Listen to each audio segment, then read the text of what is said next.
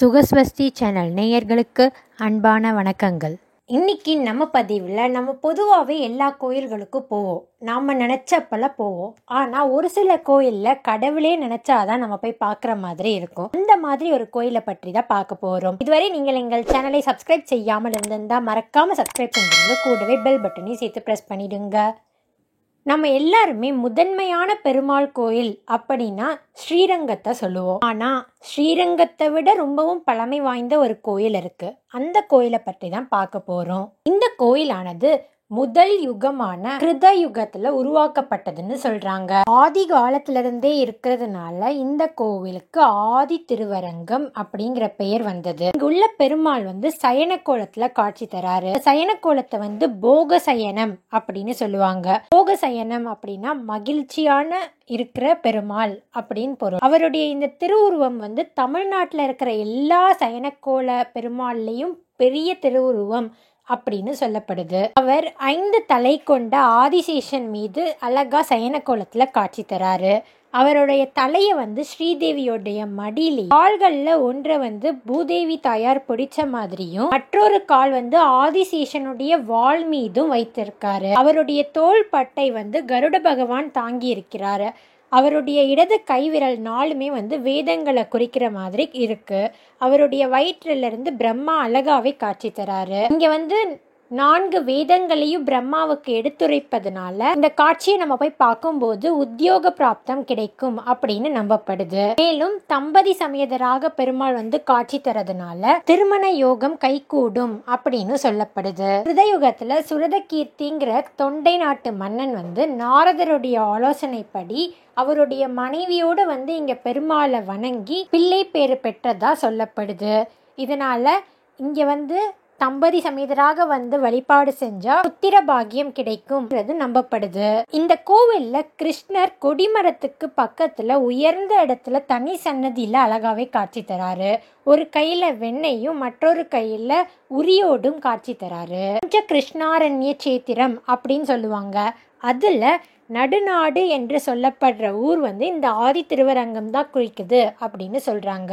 கிருஷ்ணருடைய பெயர்லயே இந்த காடுலாம் அமைஞ்சிருக்கிறதுனால இந்த காட்டுக்கு பேரு கிருஷ்ணாரண்யம் அப்படின்னு பழங்காலத்துல இருந்ததாம். இந்த ஆலயமானது தென்பெண்ணை ஆற்றுல தென் கரையை ஒட்டி ஒரு இயற்கை சூழ அமைஞ்சிருக்குன்னு நம்ம சொல்லலாம். இங்க ஆதி திருவரங்கம் ரங்கநாதர் சுவாமிக்கு தினமும் நெய்வேத்தியமாக சுத்தமான அன்னம் படைக்கப்படுகிறது. இந்த கோவில்ல சித்திரையில 10 நாள் வசந்தோற்சவம், வைகாசியில வைகாசி விசாகம், ஆணியில சந்தன தைலத்தால் எண்ணெய் காப்பு, ஆணி திருமஞ்சனம், ஆடியில பெண்ணை நதிக்கரையில ஆடி பெருக்கு ரொம்பவும் சிறப்பாகவே கொண்டாடுறாங்க. ஆவணியில கிருஷ்ண ஜெயந்தி, புரட்டாசியில நவராத்திரி மண்டபத்துல நவராத்திரி அழகாவே கொண்டாடுவாங்க. ஐப்பசி மாதத்துல தீபாவளி, கார்த்திகை தீபம், மார்கழியில திருப்பாவை, பரமபத வாசல் திறப்பு போன்ற அனைத்து விழாக்களும் வெகு விமர்சையாகவே நடத்துறாங்க. இந்த கோவில்ல இருக்கிற மற்றும் ஒரு சிறப்பு அப்படின்னு பார்த்தோம்னா இங்க இருக்கிற மிகப்பெரிய நெற்களஞ்சியம் தான். இந்த கோவில்ல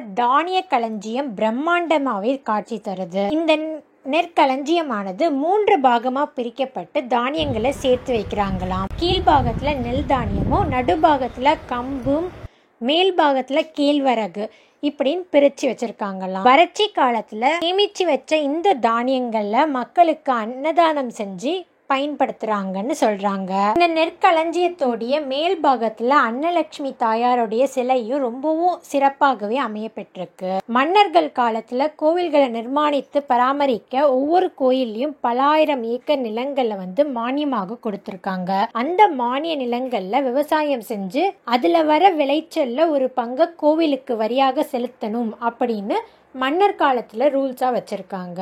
அப்படி கிடைக்கிற அதிகப்படியான தானியங்களை சேர்த்து வைக்கிறதுக்கு இந்த கோவில்ல களஞ்சியம் உருவாக்கினாங்க அப்படின்னு சொல்றாங்க.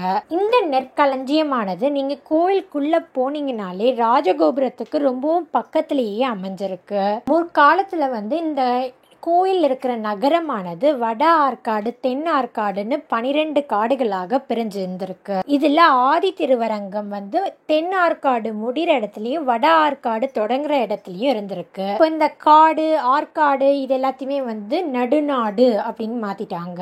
இப்போ இந்த ஊர் இருக்கிற இடம் பேர் வந்து நடுநாடு. இந்த இடத்த வந்து ரொம்பவும் செழிப்பா வச்சிருக்க உதவி செஞ்சதுன்னு பார்த்தோம்னா வடபெண்ணை ஆறுதான் ரொம்பவும் உதவியாவே இருந்திருக்கு. முற்காலத்துல வந்து திருக்கோயிலூர்ல இருந்து இந்த ஆதி திருவரங்கம் வரைக்குமே கிட்டத்தட்ட 400 ஏக்கர் கோவிலுக்கு சொந்தமாகவே இருந்திருக்குன்னு சொல்றாங்க. ஆனா காலப்போக்குல இப்ப குறைஞ்சு இப்போதைக்கு 100 ஏக்கர் வந்து சொந்தமா வச்சிருக்காங்க அப்படின்னு சொல்றாங்க. அந்த எல்லா இடத்துலையுமே விவசாயம் செஞ்சு அங்க வர நெல்லெல்லாம் எடுத்து இந்த நெற்களஞ்சியத்துல சேர்த்து வைக்கிறாங்கன்னு சொல்றாங்க. இந்த கோவில் வந்து ஃபுல்லாகவே கோயில் இருக்கிற இடத்த தவிர சுற்றி இருக்கிற பகுதி ஃபுல்லாகவே கிருஷ்ணதேவராயர் காலத்தில் கட்டப்பட்டதுன்னு சொல்கிறாங்க.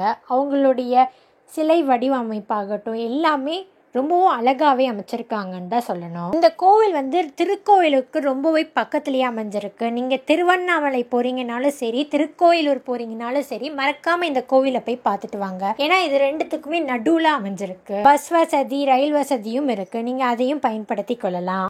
நீங்களா காரில் போகிறீங்கன்னா உங்களுக்கு நான் லொக்கேஷனையும் டிஸ்கிரிப்ஷனில் கொடுக்குறேன். நீங்கள் அதையும் பயன்படுத்தி இந்த கோவிலை சென்றடையலாம். இத்தனை சிறப்புகள் நிறைந்த இந்த கோவிலானது காலை 6 மணி முதல் இரவு 8 மணி வரைக்குமே திறந்திருக்கும். மற்ற எல்லா கோவில்லையும் மதிய நேரங்களில் மூடி வைப்பாங்கல்ல, அந்த மாதிரி நடை மூடுற இதுவே இந்த கோவிலில் கிடையாது. காலையிலேருந்து நைட் வரைக்கும் திறந்தே தான் இருக்கும். நீங்கள் எப்போ போனீங்கன்னாலும் போய் பார்க்கலாம். அடுத்த முறை நீங்கள் திருக்கோவிலூர் இல்லைனா திருவண்ணாமலை போகிறீங்கன்னா மறக்காமல் ஆதி திருவரங்கம் போய் அங்கே இருக்கிற ரங்கநாத பெருமாளை பார்த்துட்டு வாங்க. இன்றைக்கு இந்த பதிவு உங்களுக்கு பயனுள்ளதாக இருக்கும் என்று நம்புகிறேன். மீண்டும் உங்களை அடுத்த பதிவில் சந்திக்கும் வரை நன்றி, வணக்கம். இந்த வீடியோ உங்களுக்கு பிடிச்சிருந்தா லைக் பண்ணுங்கள், கமெண்ட் பண்ணுங்கள், ஷேர் பண்ணுங்கள், மறக்காமல் சப்ஸ்கிரைப் பண்ணுங்கள்.